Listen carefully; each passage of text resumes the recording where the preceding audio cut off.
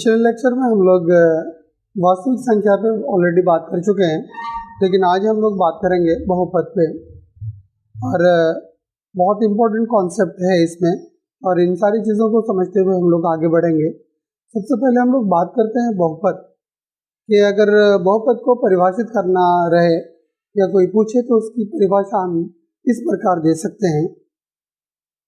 तो सबसे सटीक सा मतलब परिभाषा अगर हम बहुपद के बारे में दें तो हम कह सकते हैं कि बहुपद एक विशेष प्रकार का बीजीय व्यंजक है।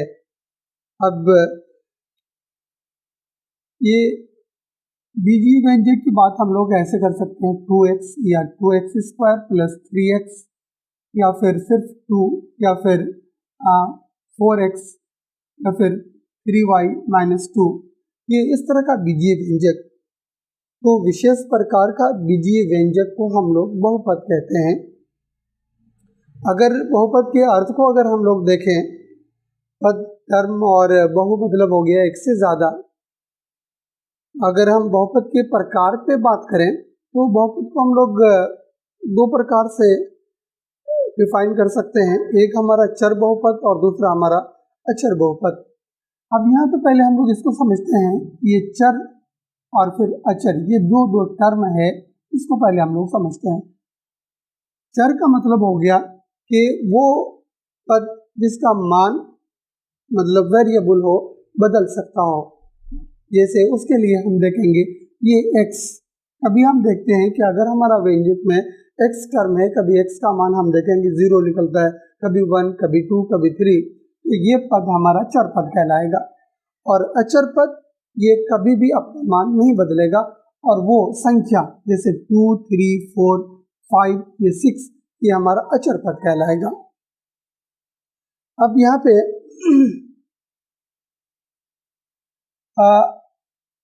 एक हम एग्जाम्पल लेते हैं। जैसे ये हमारा 2x², ये +3x - 2, ये बराबर 0। तो इस टर्म में, इस बहुपद में, ये हमारा x वाला जो टर्म है, ये x, ये हमारा इसमें से चर पद कहलाएगा। और ये जो टर्म हमारा है जो x² का कोफिशिएंट गुणांक के रूप में है, ये हमारा अचर पद है। तो हम सीधा सीधा कॉन्सेप्ट ये समझें कि इसका मान ये बदलने वाला होगा, बदल सकता है। और ये जो टर्म है 2, 3, 4, 5, ये कभी भी नहीं बदलेगा, इसका मान सदा एक ही रहेगा। अब हम लोग यहाँ पे आए थे कि ये बहुपद दो प्रकार का होता है, एक चर बहुपद और दूसरा अचर बहुपद, और इसको समझना भी बहुत ज़रूरी है। चर पद जैसा कि हम लोग यहाँ पे ऊपर में इससे पहले समझे कि अगर हमारा बहुपद के साथ या बीजीय व्यंजक के साथ अगर x, y या z का टर्म रहे तो वो हमारा चर बहुपद कहलाएगा। लेकिन इसके साथ एक ये भी आवश्यक है कि अगर ये हमारा 2x² रहे तो ये हमारा चर बहुपद कहलाएगा। अगर ये हमारा 3x रहे तो ये भी हमारा चर बहुपद। लेकिन अगर इसके साथ अगर कांस्टेंट टर्म भी जुड़ा हुआ रहे, जैसे ये 2x² + 3, तो ये भी हमारा चर बहुपद कहलाएगा। केवल और केवल चर पद ही, या फिर उसके साथ अगर हमारा अचर पद भी जुड़ा हुआ रहे, कांस्टेंट टर्म भी जुड़ा रहे, तो ये हमारा चर बहुपद कहलाएगा। लेकिन अगर हम अचर बहुपद की बात करें तो इसमें केवल और केवल हमारा संख्या आएगा, और संख्या में ये 0, 1, 2, 3 और 4 इत्यादि, ये सारा का सारा हमारा अचर बहुपद कहलाएगा। तो यहाँ पर एक चीज़ समझना ज़रूरी है कि अगर कोई संख्या देकर पूछे कि क्या ये बहुपद है, तो विश्वास के साथ कहेंगे कि ये भी हमारा एक बहुपद है और ये अचर बहुपद कहलाएगा। और चर पद के साथ कि अगर बहुपद में अगर हमारा चर पद रहे तो वो तो हमारा चर बहुपद कहलाएगा ही, लेकिन उसके साथ अगर हमारा कांस्टेंट टर्म रहे तो वो भी हमारा चर बहुपद कहलाएगा। चलिए अब हम लोग बात करते हैं बहुपद के वर्गीकरण के बारे में, कि बहुपद को हम कितने वर्गों में बांट सकते हैं। बहुपद का वर्गीकरण, बहुपद के वर्गीकरण को हम लोग दो आधार पर इसका वर्गीकरण कर सकते हैं। एक हमारा है पद के आधार पर, और दूसरा घात के आधार पे। अब यहाँ पे इन दोनों को हम लोग एक एक करके समझते हैं कि पद के आधार पे बहुपद का वर्गीकरण हम कैसे करें। अगर ये 2x या 2x स्क्वायर प्लस 3 या 3x square plus 2x minus 3, और यहाँ पे जो पद की बात अगर हम यहाँ पे कर रहे हैं, ये हमारा ये जो देखें इस बहुपद में ये हमारा एक पद है। अगर इस बहुपद में देखें पदों की संख्या, ये हमारा ये पद और ये पद मिला के 2, और इसको अगर हम देखें इस बहुपद को तो पदों की संख्या 3। तो पद के आधार पे हम ये कह सकते हैं कि अगर बहुपद में केवल एक पद है तो उसको एक पद वाला बहुपद, अगर 2 है तो 2 पद वाला बहुपद, अगर पदों की संख्या 3 है तो उसी तरह से जैसे इसकी संख्या बढ़ेगी तो पदों की संख्या के आधार पर हम कहेंगे कि इसमें से ये एक पद वाला बहुपद है, ये 2 पद वाला बहुपद है। तो पदों की संख्या के आधार पर हम बहुपद का वर्गीकरण करते हैं। और दूसरा आधार जो हमारा है घात, उसको समझते हैं हम लोग। और जैसा कि हम लोग देखें कि बहुपद में हमारा चर पद और फिर अचर पद भी रहता है। अगर चर पद में अगर उसका जो पावर है और वो जो पावर रहेगा उस बहुपद का, वही उसका घात कहलाता है। जैसे उसको हम लोग एग्जाम्पल से समझते हैं। ये 2x और ये प्लस 3, ये एक हमारा बहुपद है। अगर हम पदों के आधार पर अगर हम बात करें तो ये हमारा 2 पद वाला बहुपद है। और यहाँ पे अगर हम बात करें ये हमारा चर पद है। और हम क्या कह रहे हैं, घात का मतलब क्या हो गया बहुपद में कि जो भी आपका चर पद है उसका पावर क्या है, उस पावर के आधार पर हम उस बहुपद को घात के आधार पर वर्गीकरण करते हैं। और यहाँ पे अगर हम देखें तो x के पावर हमारा वो 1 है, ये छुपा हुआ है, और इसीलिए ये आपका रैखिक बहुपद कहलाएगा। अगर बहुपद में पावर 2 रहेगा तो हम उसको द्विघात बहुपद कहेंगे, अगर पावर 3 रहेगा उसको त्रिघात बहुपद कहेंगे। जैसे एक उदाहरण हम और लेते हैं, ये 3x स्क्वायर और प्लस 2x माइनस 3। अब यहाँ पे कोई बोले कि सर यहाँ पे तो x पे पावर, जैसा कि अभी आप बात किए कि पावर 1 है और यहाँ पर x पे पावर 2 है, तो हम इसको फिर कौन घात वाला माने। तो इस स्थिति में आपको ये देखना पड़ेगा कि जो चर पद में जो मैक्सिमम पावर रहेगा वही उस बहुपद का घात कहलाएगा। यहाँ पे 1 है लेकिन यहाँ पे 2 है, इसलिए इस पावर को हम लोग कंसीडर करेंगे। इसलिए क्योंकि 2 पावर है इसलिए आपका द्विघात बहुपद होगा। एक एग्जांपल से और हम लोग देखते हैं कि अगर एक बहुपद हमारा दिया हुआ है 4x स्क्वायर माइनस 2, ये अगर ऐसा रहे तो फिर हम इसको घात के आधार पे इसका घात क्या माने। अब यहाँ के देख रहे हैं कि 4x स्क्वायर माइनस 2 है और ये हमारा अचर पद है और ये हमारा चर पद है, और हमको घात के आधार पे सिर्फ ये देखना है कि चर पद पे हमारा पावर है कितना। तो हम यहाँ पे देख रहे हैं कि ये पावर हमारा 2 है, इसलिए ये हमारा द्विघात बहुपद कहलाएगा। पदों की संख्या कितनी है वो मानी नहीं रखेगा, सिर्फ ये मानी रखेगा कि उस चर पद में पावर कितना है। जैसे अगर ये ऐसा रहे 6x to the power square, अगर ये केवल एक पद वाला बहुपद रहे और उस पर पावर अगर स्क्वायर है तो इसको हम कहेंगे ये हमारा द्विघात बहुपद है। ये हम लोग आगे बात करेंगे कि किसी भी बहुपद का जो स्टैंडर्ड फॉर्म होता है वो क्या होता है और किस रूप में उसको लिखा जाता है। यहाँ पे हम लोग सिर्फ बात कर रहे हैं घात के आधार पे बहुपद का वर्गीकरण। अब ये क्लियर हो गया हमारा। अभी हम लोग देखे थे घात के आधार पर जब वर्गीकरण कर रहे हैं कि चर पद में हमारा पावर 1 था, एक में हम देखे 2 पावर था, तो जब 1 पावर रहा तो उसका नाम हम लोग दिए रैखिक समीकरण। दूसरा द्विघात, अगर बहुपद ऐसा रहे x cube minus 3x square और प्लस 5, फिर यहाँ पर भी हम देखते हैं कि इस बहुपद में तीन पदों की संख्या 3 है और चर पद हमारा यहाँ पर भी है और यहाँ पर भी है और यहाँ पे पावर हमारा 2 है और यहाँ पे पावर 3 है। और चूंकि हम हमेशा बात करते रहे कि आपको मैक्सिमम पावर वाले टर्म्स को देखना है और इसलिए मैक्सिमम पावर चर पद में यहाँ पे 3 है, इसलिए ये बहुपद हमारा त्रिघात बहुपद होगा। इसलिए यानी कि इसका नाम हमारा त्रिघात बहुपद। तो ये हो गया हमारा यानी कि चर पद में घात के आधार पे मतलब बहुपद का वर्गीकरण। तो हम लोग क्या देखें कि घात अगर 1 रहे, पावर 1 रहे तो रैखिक समीकरण, घात अगर 2 रहे तो द्विघात बहुपद, अगर घात 3 रहे तो उसको त्रिघात बहुपद। और अभी हम लोग देखे थे कि घात को पहचानना, उसके आधार पर हम लोग रैखिक समीकरण, द्विघात बहुपद और त्रिघात बहुपद। और इसी तरह से घात की संख्या बढ़ेगी तो बहुपद का नाम भी बदलता चला जाएगा।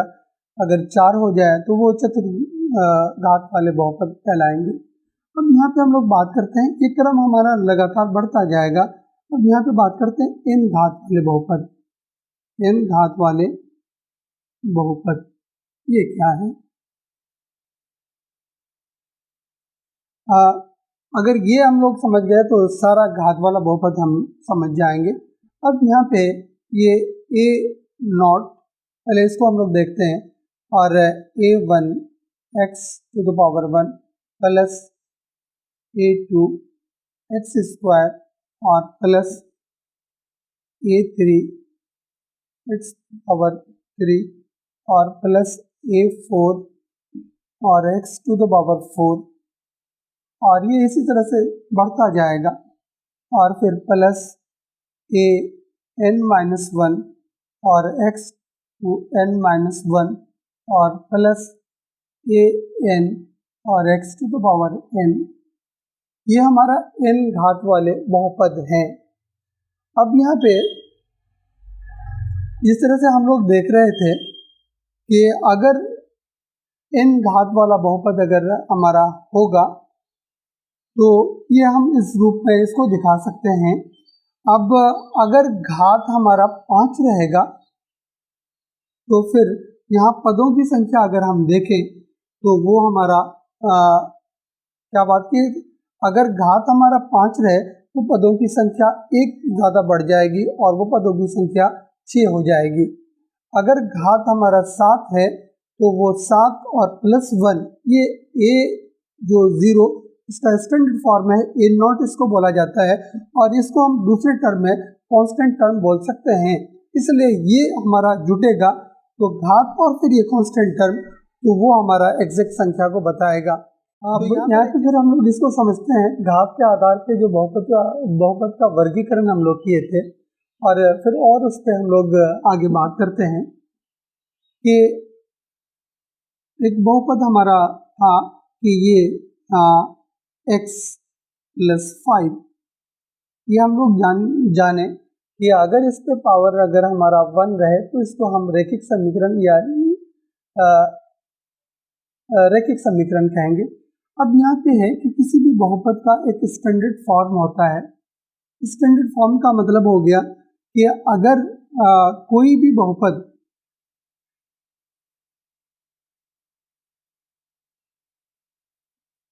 ये अगर इस फॉर्म में रहे तो ये हमारा रैखिक बहुपद का ये स्टैंडर्ड फॉर्म है ax प्लस b के फॉर्म में। अब यहाँ पे ये a क्या है, x का गुणांक है और ये b हमारा ये कांस्टेंट टर्म है। अगर इसको एग्जांपल के साथ अगर हम देखें तो हम लिख सकते हैं ये 2x प्लस 5, ये स्टैंडर्ड फॉर्म रैखिक समीकरण का, और ये हमारा उसका उदाहरण यानी कि 2x प्लस 5। अब ये x पे पावर हमारा 1 है इसलिए ये हमारा रैखिक समीकरण हुआ। उसी तरह से एक चीज़ और यहाँ पे देखना था कि अगर रैखिक समीकरण है तो इसमें पदों की संख्या मैक्सिमम क्या होगी, तो ये x पे पावर 1, तो ये हमारा रैखिक समीकरण और कांस्टेंट टर्म हर में जुटेगा तो इसलिए पदों की संख्या इसमें मैक्सिमम 2 होगी। उसी तरह से अगर हम लोग बात करते हैं द्विघात बहुपद, तो द्विघात बहुपद का जो स्टैंडर्ड फॉर्म है वो है ax square plus b x और प्लस सी। और इसको एग्जाम्पल के साथ हम लोग देखते हैं, ये 3x² प्लस 5x और प्लस 2, ये द्विघात बहुपद का उदाहरण हुआ। अब यहाँ पे पदों की संख्या अगर हम देखें और जो घात है और फिर कांस्टेंट टर्म को अगर हम जोड़ते हैं तो इसमें से पदों की संख्या मैक्सिमम 3 से ज़्यादा द्विघात बहुपद में पदों की संख्या नहीं हो सकती है। और एक चीज़ हमेशा ध्यान में रखना है कि ये 3x² और अगर प्लस 2 तो ये भी हमारा 3x² प्लस 2 ये भी हमारा द्विघात बहुपद है, लेकिन ये स्टैंडर्ड फॉर्म है, इसलिए पदों की संख्या मैक्सिमम मतलब द्विघात बहुपद में 3 होगा या उससे कम भी हो सकता है, 3 से ज़्यादा कभी भी नहीं होगा। और अब हम लोग एक और घात जिससे अक्सर हम लोग बात करते हैं वो त्रिघात बहुपद। और त्रिघात बहुपद का जो स्टैंडर्ड फॉर्म है वो है ax³ प्लस bx² और प्लस cx और प्लस d। ये हमारा त्रिघात बहुपद का स्टैंडर्ड फॉर्म है, व्यापक रूप है। अब इसको एग्जाम्पल के साथ देखते हैं हम लोग। ये 4x³ plus 3x² plus 4x और प्लस 5, ये हमारा मैक्सिमम पावर 3 और इसी के आधार पे बहुपद का घात का निर्धारण होता है। और यहाँ पे 3 है, इसलिए इस बहुपद का नाम हमारा त्रिघात बहुपद। और पदों की संख्या अगर हम देखें तो ये 1, 2, 3 और 4, ये पदों की संख्या 4 और 4 ये मैक्सिमम त्रिघात बहुपद के पदों की संख्या होगी। और कहने का मतलब है, अगर कोई प्रश्न पूछे कि अगर ये 10 घात वाला बहुपद है तो इसमें पदों की संख्या क्या होगी, तो उसमें से एक हम जोड़ देंगे कांस्टेंट टर्म को, तो ये हमारा कुल पदों की संख्या 11 हो जाएगा। एक चीज़ और यहाँ पे बात करना चाहेंगे कि एक हम बहुपद लेते हैं, ये 4x³ माइनस 3 और प्लस 2x² और ये अगर हमारा बहुपद है, एक से जोड़ देते हैं हम लोग 3x। अगर कहे कि ये कौन सा बहुपद है, घात के आधार पर अगर हम इसको बताना चाहें तो हम देख रहे हैं कि x के पावर हमारा 3 है, इसलिए त्रिघात बहुपद है। लेकिन बहुपद को लिखने का जो स्टैंडर्ड फॉर्म है वो ये है कि जो मैक्सिमम पावर, जो मैक्सिमम घात वाला टर्म है उसको हम लोग सबसे पहले लिखते हैं। और यहाँ पे ऑलरेडी ये पहले लिखा हुआ है, इसलिए 4x³ उसके बाद घात 2 तो प्लस 2x² और फिर प्लस 3x और फिर ये माइनस 3। तो ये स्टैंडर्ड फॉर्म लिखने का तरीका जो है वो बहुपद को ये इस रूप का है तो होना चाहिए। ये तो हो गया था हमारा बहुपद का वर्गीकरण। अगर हम घात की बात करें इसमें से, तो किसी भी बहुपद में जो चर पद है उस चर पद का जो मैक्सिमम पावर होगा वो उस बहुपद का घात कहलाएगा। जैसे फिर एक एग्जांपल हम लोग लेते हैं, ये 3x⁴ minus 2x³ plus 3x और माइनस 2, ये हमारा बहुपद है। अब यहाँ पे हमको देखना है कि चाहे वो हमारा पद कितना भी रहे, उस पर ज़्यादा फोकस नहीं करना है, हमको ज़्यादा ध्यान देना है कि चर पद पे मैक्सिमम पावर क्या है। यहाँ पे हम देख रहे हैं ये 1 है, यहाँ पे 3 है, यहाँ पे 4 है, तो 1 और 3 को हमको नहीं देखना है, देखना है मैक्सिमम पावर को। और मैक्सिमम पावर हमारा 4 है और यही उस बहुपद का मतलब घात कहलाएगा। और इस आधार पे इस बहुपद का नाम होगा चतुर्घात वाला बहुपद।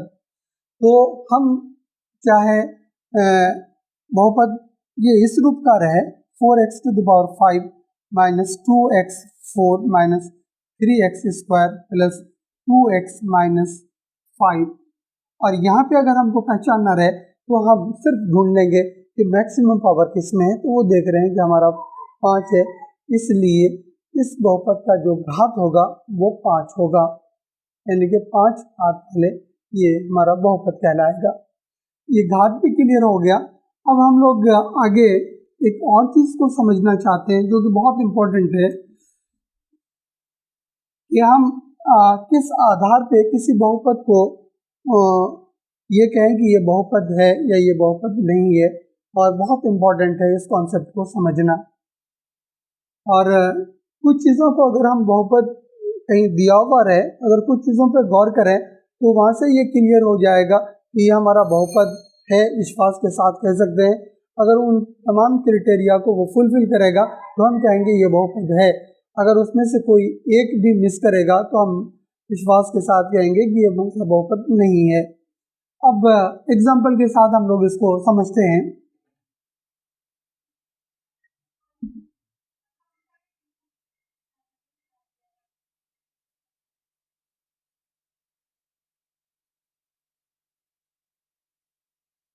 सबसे पहले जो चीज हमको देखना है वो ये देखना है कि चरपद, जो भी चरपद है उसका आप घात को ध्यान दीजिए, और घात का मतलब वो चरपद का ही होता है। अगर ये घात आपका पूर्ण संख्या रहे, कौन संख्या की बात कर रहे हैं, पूर्ण संख्या, तो हम कहेंगे कि ये हमारा मतलब बहुपद हो सकता है। पूर्ण संख्या का मतलब है कि अगर ये वाली स्थिति रहे 3x और प्लस 5x माइनस 2, और इसको इसके साथ जोड़ के हम लोग देखते हैं। यहाँ पे हम क्या देख रहे हैं कि ये 3x के हमारा रूट है और फिर प्लस 5x माइनस 2 है। अब यहाँ पे क्या देख रहे हैं कि x का मतलब तो हमको समझ में आ रहा है कि यहाँ पे पावर 1 है, और यहाँ पे x का मतलब है कि अगर इस पे रूट दिया हुआ है तो एक चीज क्लियर कर रहा है कि इस x पे जो पावर है वो हमारा 1/2 है। और हम लोग बात क्या कर रहे थे कि हर हाल में x पे जो पावर होना चाहिए वो हमारा पूर्ण संख्या हो, लेकिन ये 1/2 जो पावर है क्या वो पूर्ण संख्या है? वो पूर्ण संख्या नहीं है। इसलिए अगर ऐसा कोई बहुपद दे रहा है और पूछ रहा है कि ये बहुपद है या नहीं है, तो विश्वास के साथ कहेंगे कि ये कभी भी हमारा बहुपद नहीं होगा। एक चीज क्लियर हो गया कि हर हाल में जो घात है वो हमारा पूर्ण संख्या होना चाहिए। किसी भी बहुपद को देखकर ये कैसे हम लोग डिसाइड करें कि ये हमारा बहुपद है या बहुपद नहीं है। और सबसे पहला पॉइंट जो बहुपद को देख के हमको ध्यान देना है, ये पहचानने के लिए बहुपद है या बहुपद नहीं है, वो हमको देखना है कि उस बहुपद का जो भी आपका चरपद है, उस चरपद पे जो घात है उसको देखना है। अगर घात हमारा पूर्ण संख्या है तो हम कहेंगे कि ये हमारा बहुपद हो सकता है। अभी फाइनली बात नहीं कर रहे हैं कि बहुपद होगा, बहुपद हो सकता है। और कुछ क्राइटेरिया है, तब हम उन चीज़ों को देखकर तब कहेंगे कि ये एग्जैक्टली हमारा बहुपद है।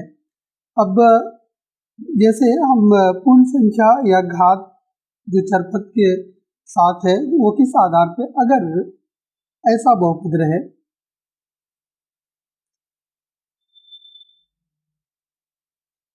√3x माइनस 2,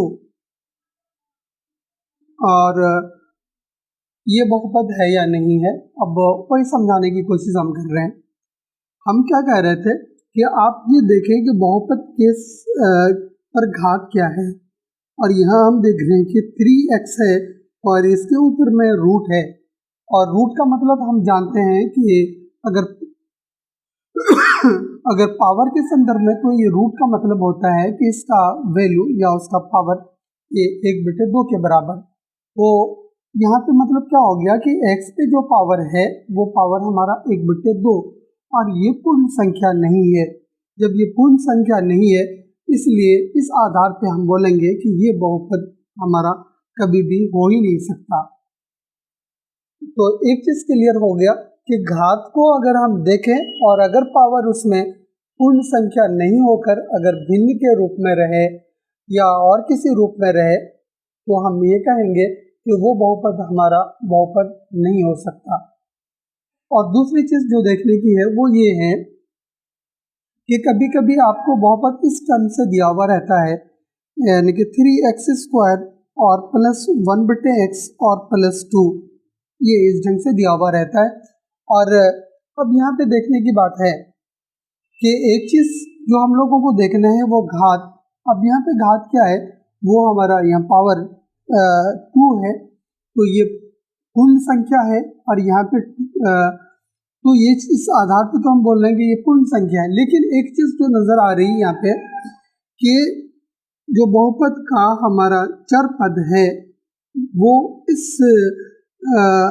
बीजीय व्यंजन में हम क्या देख रहे हैं कि ये पार्ट हमारा यानी कि हर का हिस्सा दिख रहा है। हर का हिस्सा का मतलब है कि ये हमारा नीचे आ गया है, 1/x के फॉर्म में है।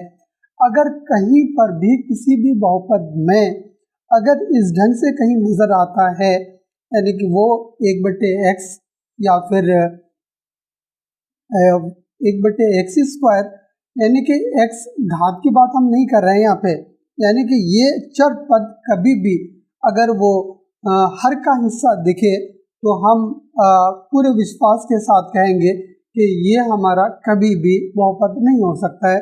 इसको हम लोग इस पावर के साथ जोड़ के देख सकते हैं। यहाँ पर हम क्या देख रहे हैं कि 1/x के फॉर्म में है, तो x की पावर क्या मतलब हो गया, ये 1 है। और जैसे ही इसको अगर हम ऊपर लेके जाए तो ये पावर चेंज हो जाएगा, x की तो पावर क्या हो जाएगा, ये -1। और यहाँ पे हम इसको दूसरे तरह से बोल सकते हैं कि किसी भी बहुपद में जो पावर है हमारा घात है वो कभी भी हमारा माइनस में नहीं होना चाहिए। अगर माइनस में दिया हुआ रहे तो हम वहाँ पर भी बोल सकते हैं ये कभी भी बहुपद नहीं होगा। या इसको इस संदर्भ में देखें कि वो हमारा हर का हिस्सा है तो भी बहुपद नहीं होगा। अगर इसी को हम अगर ऊपर लेके जाएं तो वो पावर माइनस में हो जाएगा। तो दोनों में से कोई एक चीज़ आप याद रखें। तो इन दोनों आधार पे हम ये कह सकते हैं कि अगर पावर पूर्ण संख्या हो और अगर चर पद ये पूरा का पूरा अगर अंश का हिस्सा रहे तो हम कहेंगे कि ये हमारा बहुपद है। अगर इन दोनों में से कोई एक को फुलफिल नहीं करेगा तो हम कहेंगे कि यह हमारा बहुपद नहीं है।